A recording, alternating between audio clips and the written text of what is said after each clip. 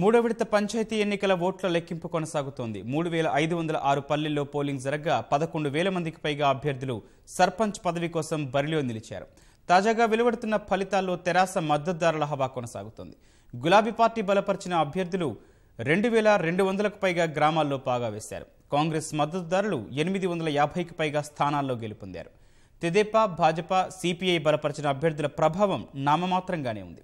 ఏకగ్రీవాల్లోనూ తెరాసని ఆధిక్యం సాధించింది. సర్పంచ్, వార్డు సభ్యుల ఎన్నికల ఫలితాలు ప్రకటించిన వెంటనే ఉప సర్పంచ్ల ఎన్నికను కూడా చేపట్టనున్నారు. ఓట్ల లెక్కింపు సందర్భంగా ఎలాంటి అవాంఛనీయ ఘటనలు జరగకుండా ఉండేందుకు కట్టుదిట్టమైన భద్రత ఏర్పాటు చేశారు. హైదరాబాద్లోని రాష్ట్ర ఎన్నికల సంఘం కార్యాలయంలో వెబ్కాస్టింగ్ పద్ధతి ద్వారా కౌంటింగ్ ప్రక్రియను పర్యవేక్షిస్తున్నారు. ఓట్ల లెక్కింపు పూర్తయితే పంచాయతీ ఎన్నికల పర్వం సంపూర్ణం కానుంది.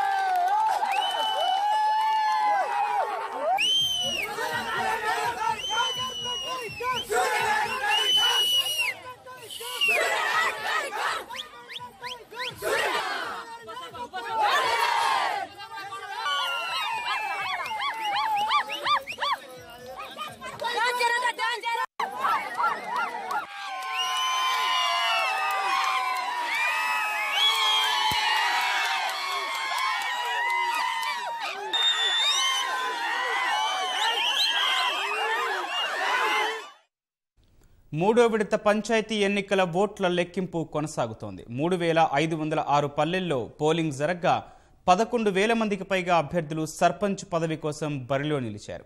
తాజాగా వెలువడుతున్న ఫలితాల్లో తెరాస మద్దతుదారుల హవా కొనసాగుతోంది. గులాబీ పార్టీ బలపరిచిన అభ్యర్థులు 2,200కు పైగా గ్రామాల్లో పాగా వేశారు. కాంగ్రెస్ మద్దతుదారులు 870కి పైగా స్థానాల్లో గెలుపొందారు. తెదేపా, భాజపా, సిపిఐ బలపరిచిన అభ్యర్థుల ప్రభావం నామమాత్రంగానే ఉంది. ఏకగ్రీవాల్లోనూ తెరాసని ఆధిక్యం సాధించింది. సర్పంచ్, వార్డు సభ్యుల ఎన్నికల ఫలితాలు ప్రకటించిన వెంటనే ఉప సర్పంచ్ల ఎన్నికను కూడా చేపట్టనున్నారు. ఓట్ల లెక్కింపు సందర్భంగా ఎలాంటి అవాంఛనీయ ఘటనలు జరగకుండా ఉండేందుకు కట్టుదిట్టమైన భద్రత ఏర్పాటు చేశారు. హైదరాబాద్లోని రాష్ట్ర ఎన్నిక సంఘం కార్యాలయంలో వెబ్కాస్టింగ్ పద్ధతి ద్వారా కౌంటింగ్ ప్రక్రియను పర్యవేక్షిస్తున్నారు. ఓట్ల లెక్కింపు పూర్తయితే పంచాయతీ ఎన్నికల పర్వం సంపూర్ణం కానుంది.